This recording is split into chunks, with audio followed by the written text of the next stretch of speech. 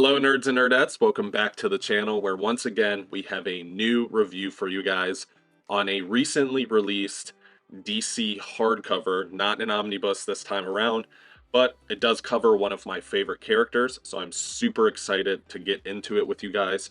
But a quick reminder that if you are looking for this book or any other book, to use the channel sponsor, Organic Price Books. Use that discount code Stay Nerdy for $2 off your order, or you can use the code Stay Nerdy, ship it together if you're ordering 3 or more books to get 5% off your order. Also, for my manga lovers, I am a Right Stuff affiliate, so head down to my links and use my code in order to help support the channel. Also, if anybody does want any merch, that's down there as well. I am repping yet another design. Hope you guys are enjoying that. But let's go ahead and jump into the details of the book. This book does have a cover price of $39.99. Definitely a lot cheaper than the omnibuses we typically do on the channel. And it does have a page count of 256 pages. So a fairly decent sized hardcover with a fairly dense story that does cover a very interesting time for Superman, but we can get to that during the overhead shots. And here we are. Superman-Camelot Falls, the deluxe edition. Obviously, you guys have heard me say on the channel before, I'm a huge Superman fan, so this was a no-brainer for me to get. Kurt Busiek and Carlos Pacheco on writing and art duties. Rest in peace to Carlos Pacheco. Taking a quick look at the spine, it is fairly simplistic. You're not getting anything absurdly artistic or detailed. And then on the back is one of my favorite images of Superman holding the world, the weight of the world. Somewhat slight synopsis to kind of what you're going to be getting as far as the story goes. But we can get under this dust jacket and take a look at the inner flaps as well as the board beneath. And here we are under the dust jacket, a absolute badass image of Superman, but taking a quick look at the inner flaps, this is a DC book, so the inner flaps don't have your kind of standard information, even though we do have a little bit about the creators on the right side of the flaps. Now we can go ahead and spread this book out and take a look at the wraparound image. And here we are, such a badass image, like I said, of Superman from probably my favorite story that actually gets told throughout this hardcover, which is the Camelot Falls actual storyline. But man, does it have such an interesting concept and, of course, some badass imagery. Taking a quick look at the binding, we do have what looks like glued binding. Even though there is a faux ribbon down there, I still believe it to be actual glued binding. All right, let's go ahead and get into the book. So we do have some end pages that do resemble the outer art on the book, and then same with the title page, same image as the outside of the book. And then you have your creators page, obviously all of the writing by Kurt Busiek. You do have a co-plotter on one of the issues of Fabian Nicieza. You do have most of the art being done by Carlos Pacheco, rest in peace to him, but you do have Jesus Marino as well as Peter Vale on one of the issues doing the art. Primarily Carlos Pacheco on art duties throughout most of this book, though. And then you do have a very interesting dialogue written and kind of rehashed in a way between Kurt Busiek and Carlos Pacheco, kind of talking about how they had to write this story alongside Jeff Johns' Superman run and kind of tread lightly with the story and allow it to intermingle with that run while simultaneously standing on its own 2 feet, which is obviously, as you would expect, no easy task, but I do think they completed that. Then you get the first issue of the hardcover. So the gist of the story is this is 1 year later. This is post 1 year later storyline, which is essentially a point in DC after Infinite Crisis and after the 52 that shows a Superman, or a few heroes in the DC universe returning back to being a hero after a year hiatus.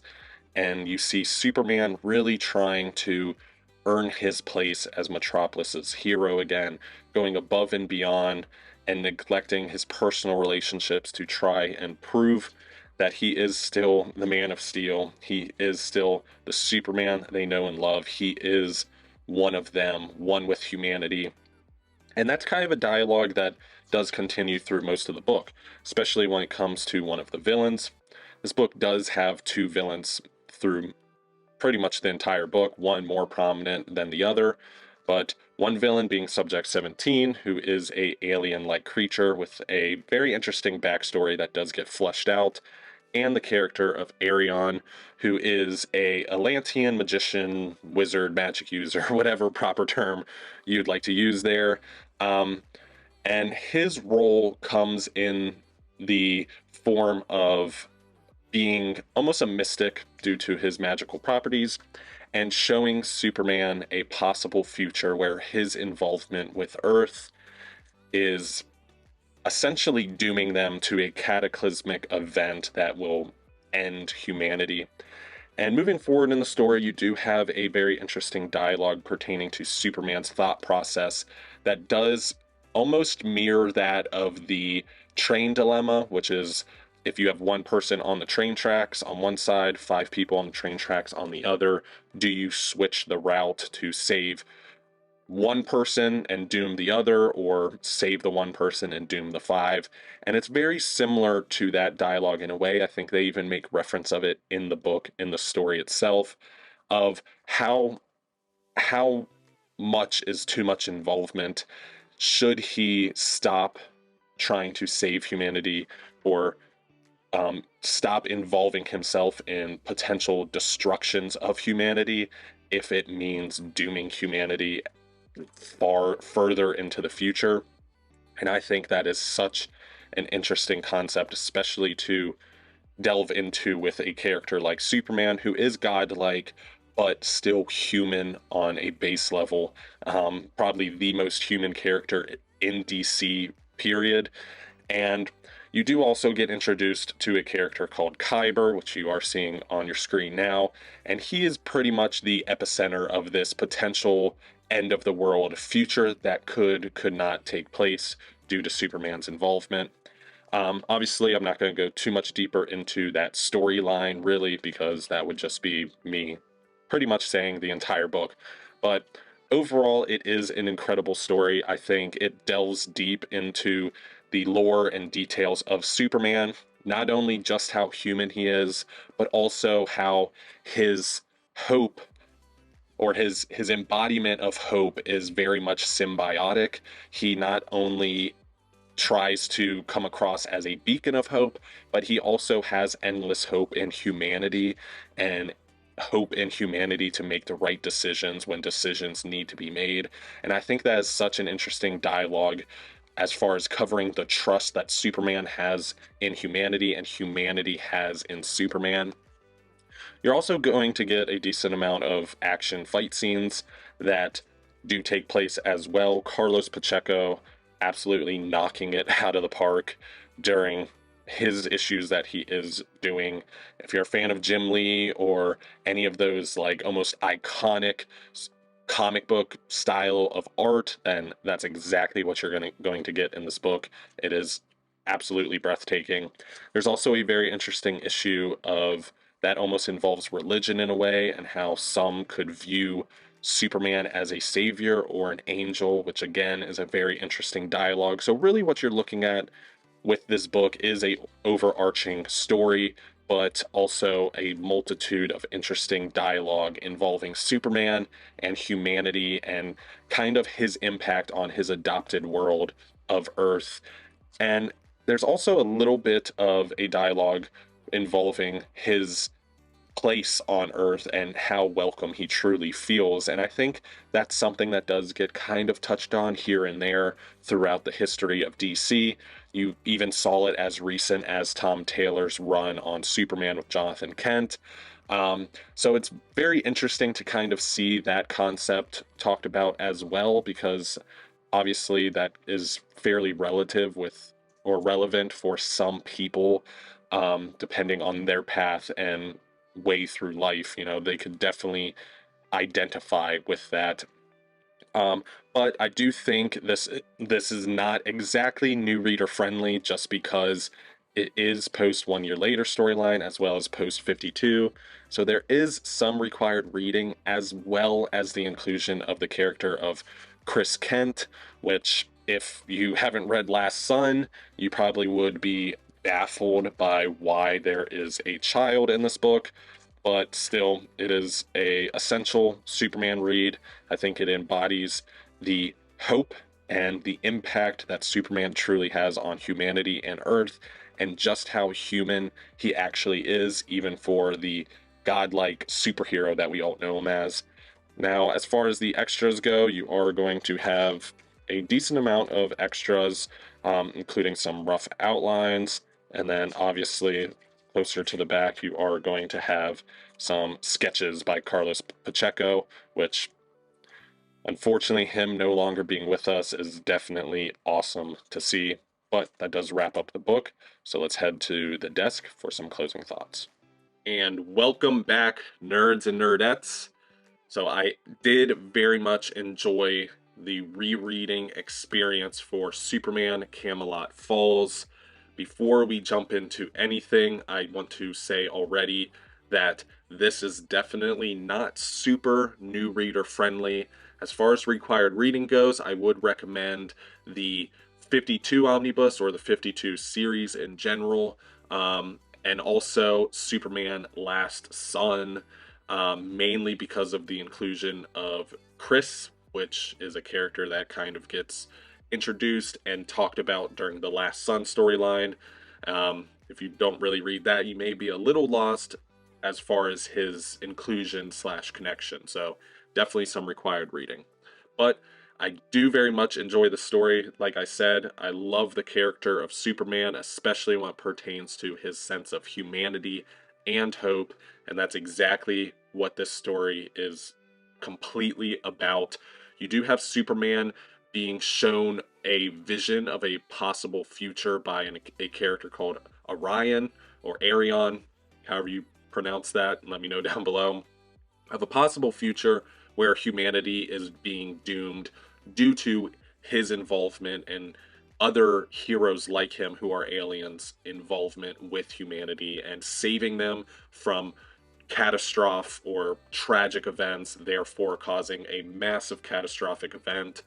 So you do have Superman very much battling with himself as far as what he should believe and what he shouldn't, and how exactly he should move forward, if saving people is worth it, if it really dooms them at the end. So you definitely have a very interesting and confused Superman through a lot of these pages. You also have the reintroduction or re-inclusion of Lana Lang, who is Superman's high school sweetheart, or I guess Clark Kent's, because technically I guess he wasn't Superman at that point. And you do have that kind of drama being rehashed in a way, and once again get a deep dive into Superman and how he feels very similar feelings as we do, as we would in situations that he ends up being put in, and if we were put into that situation. So there's a very decent amount of showing just how human Superman is, Clark Kent is, even though obviously he is a Kryptonian. You also have a very interesting kind of concept involving his hope and how the embodiment of hope that he is a two-sided street as far as humanity goes, that he definitely wants to be that embodiment of hope, that symbol of hope for all of humanity and help them at any point he can. But at the same time, he is constantly hopeful that humanity will make the right decision when decisions need to be made, and he fully embraces that, trusting them as much as they are trusting him. So I really like that dialogue as far as this symbiotic relationship between Superman and humanity. There's a lot of dialogue as well as far as this being his homeworld, adopted homeworld, if he feels like he belongs. Once again, delving into the vulnerabilities of the godlike being that is Superman. And honestly, that's the best aspect of this book, is just how relatable they actually make Superman. I feel like the story, or the point of the story, isn't so much focusing on the villain Arion, but much more on the humanity and vulnerabilities of Superman and just how ungodlike he actually is, even though he is godlike, if that makes sense. You do get a deep dive into some of Superman's weaknesses as well, including the weakness from magic, because the character that does get introduced, or the villain that is in this story at least, does have the ability of magic, spells, whatever it may be. So definitely an interesting story. I don't necessarily think it's great for beginners unless you honestly don't mind as far as continuity goes, which usually any book can kind of stand on its own 9 times out of 10. So if you want to go in blind, then obviously do that. But those required readings that I mentioned in the beginning of my book would definitely get you a better idea about who's who and exactly what's going on and why Superman has a kind of point to prove to the people of Metropolis. But all in all, I am going to give it a 8.2 out of 10. I love the character of Superman. I love stories that delve deep into his humanity, his hopefulness, and his vulnerabilities as a man, not just a Superman. And that's exactly what this story does. And if you like that, I highly implore you to check it out. But that does wrap up today's review. Thank you so much for watching, as always.